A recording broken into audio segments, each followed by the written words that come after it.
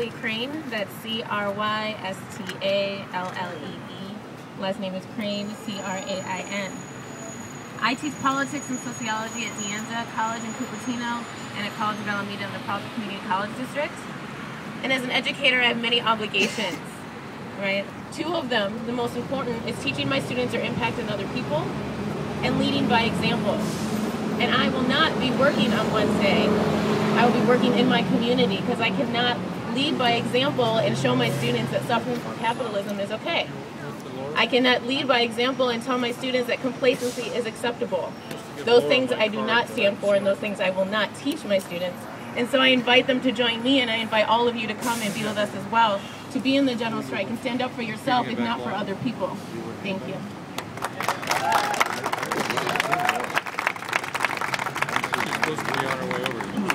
Hello, my name is Javier Armas, A-R-M-A-S. I'm going to be talking about Oakland's public education. I'm telling you this from someone that has many years working in the Oakland schools. Also a high school teacher at Oasis High School that was closed in 2009.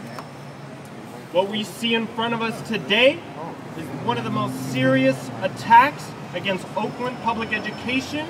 The day the police came down and smashed on all the protesters was the same day that Oakland Unified School District announced the closure of 5 elementary schools: Marshall, Maxwell, Hart, Lakeview, Santa Fe, and Lazier.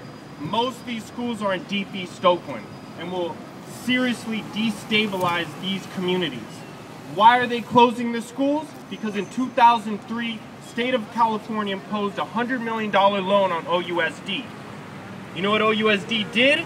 They sold it to Bank of America, which then sold it to 100 different capitalists. So now OUSD has a monstrous debt, and they're closing 5 elementary schools to save only $2 million. This is the logic of capitalist accumulation in your face for the schools of your children. And we are here today to reject this and to say no, that if the system cannot maintain schools for our children, we will take over these schools and run them ourselves for the use value of our community. That is Occupy Oakland. Superintendent Tony Smith's own statistics state that the trajectory of these closures will lead to 20% of Oakland native youth leaving the district because of this poor education. And then when that happens, they say, oh, well, people are leaving Oakland, we don't have enough money, so we have to close more schools. This is an out-of-control spiral that we must challenge through the logic of class struggle and the people of Oakland coming together and shutting down the key capitalist institutions that make this society run. And there's a call for every single teacher, student, parent, and worker of Oakland Unified School District and the charters to come out November 2nd and march en masse. Thank you very much.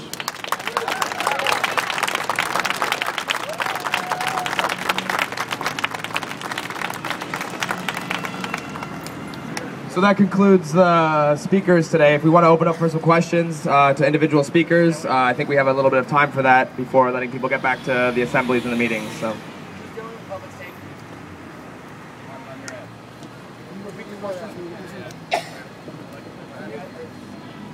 How are you going to make sure no one gets hurt while you've got all these people?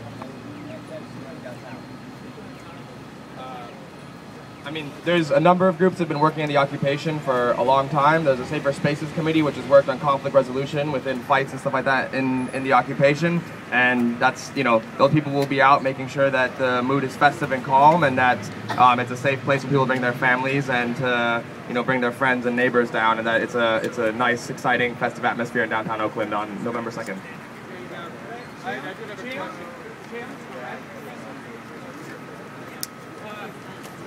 Or any of the speakers, Larry Everett, could you give us a sense of what kind of messages you're getting from around the world? What kind of support the general strike's getting from here and around the world?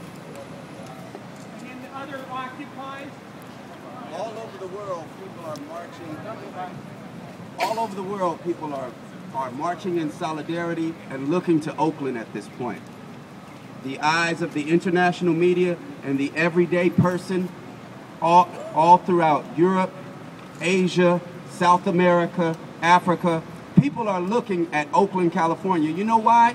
Because it's been a long time since people made, in the United States, made a militant, radical connection between labor and liberation.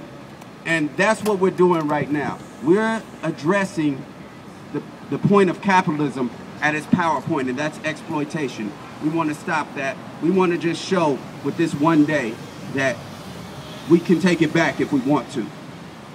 And the world is looking at us. So I've been getting feedback from all over the world. I'm sure everyone else has. They're talking about it everywhere. Boots and Tim, anyone? You want to speak on that as well? Yes. On Friday, October 28th, there was an Egyptian pro-democracy protest march from Tahrir Square to the U.S. Embassy to march in support of Occupy Oakland and against police brutality witnessed in Oakland on Tuesday night and commonly experienced in Egypt. They are making the connection between the war at home that we're facing here, where Scott Olson was hit in the head with a canister and is fighting for his life.